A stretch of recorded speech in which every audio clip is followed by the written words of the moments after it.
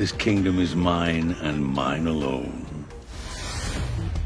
Now you might ask, why would Winston want to start a war against the High Table? While Winston seems like a good guy, if you watch these films from a certain point of view, you might notice some hints that he's actually been playing his own game. Plus, there is something a little diabolic about him. Like the time when he used a phone call to freeze all the hitmen around him. Someone like that clearly likes power and control. You're going to war with the High Table. Skirmish. Okay, so you are Winston, the owner of the New York Continental Hotel. For most people, a position of power like this is a dream job, but not for you. No, you see yourself as a king. But of what kingdom exactly? No matter how much you lie to yourself, you are nothing but a pawn for the High Table. And after 40 years of serving under the table, you've had enough. You are tired of the High Table's rules and control, as they oppress anyone under the table. It's time for a change, and to be the king, you need to destroy all of your enemies. You need to create chaos, escalate things to the point of war. But first, you need to bring the deadliest hitman in the world out of retirement. And so it happens, destiny is on your side, because John Wick's wife is very sick. She's dying from cancer. The whole thing is very tragic, but it's the perfect opportunity for you. If she dies, John will be devastated, meaning it will be easier to control and manipulate him. And John has a crucial role to play in your war.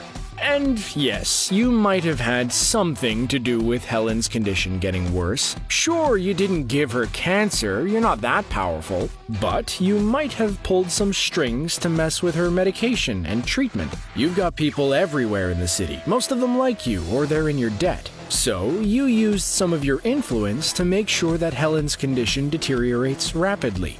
Yeah, it's terrible, but you're doing John a favor here. She was gonna die anyway, why make her suffer? A true tragedy. While Helen is dying, you have a member of the High Table killed. The boss of the Camorra Syndicate and the father of Santino D'Antonio. Why D'Antonio? Well, that's because you know the father likes his daughter a lot more than his arrogant son. So she will inherit Daddy's seat at the table. You know that Santino is an entitled brat. So he will try to kill his sister Gianna to get that seat at the table. So predictable. And you know that John Wick owes a blood oath to Santino. Such a perfect coincidence that John's wife and Santino's father died around the same time. But wait, for Santino to call upon the blood oath, John needs to be back in the hitman game. So you use your contacts and control to create a situation where John Wick and Vigo's son, Yosef Tarasov, will clash. Before John retired, he worked for Vigo Tarasov. And can it really be a freak accident that somehow the idiot who killed John's dog is also the son of John's former employer? No, you, Winston, orchestrated it all. Vigo Tarasov isn't just the head of a powerful Russian mafia. He's also an influential crime lord in New York. His death will not only benefit your end goal, but it will also remove the Tarasov Syndicate from New York, giving you ultimate power over the city. With Vigo out of the picture, John Wick is now back in the game. But now, yeah, I'm thinking I'm back.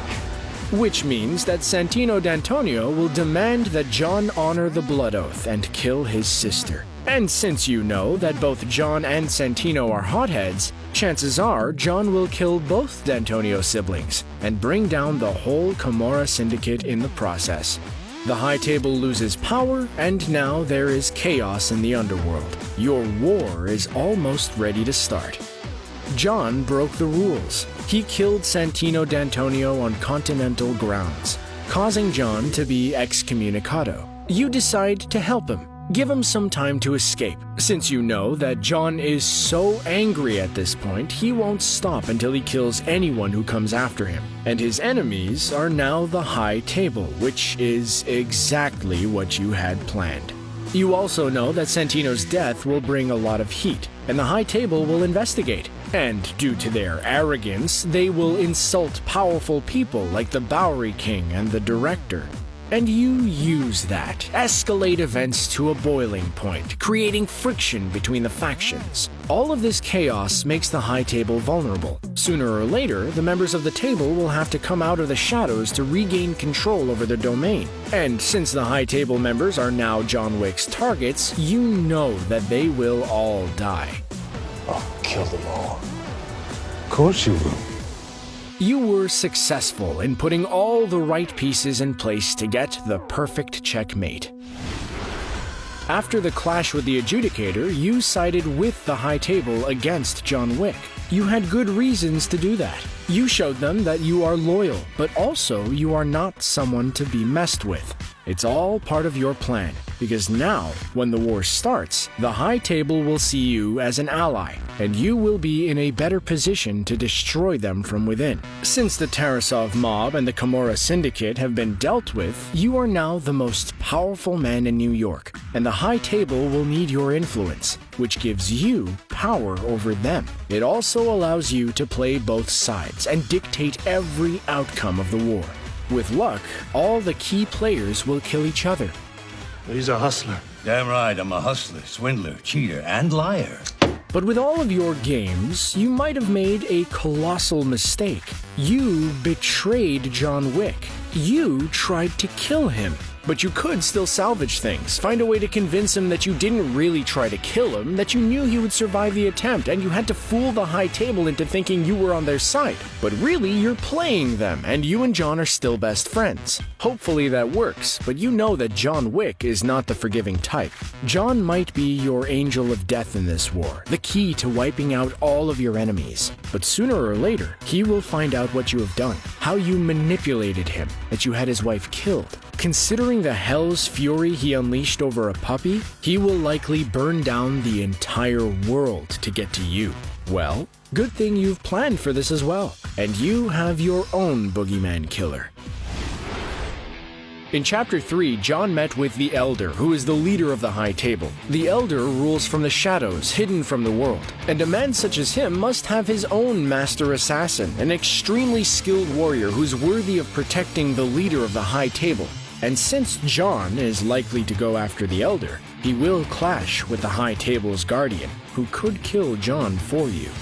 This super assassin, man or woman, should be someone who could challenge John on every level. Not only be his equal, but someone who could actually be more skilled and deadly than John himself. Could you imagine if John Wick ends up clashing with someone like Tyler Rake from Extraction in Chapter 4? A fight like that will not only be brutal, but it will also really put John's skills to the test.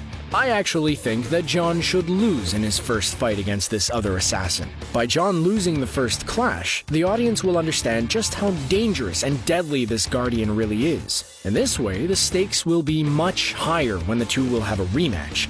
It will make things feel far more intense and interesting. And who knows, maybe Winston was manipulating this super assassin as well. Maybe he is such a cunning genius that this Guardian is actually working for Winston in secret.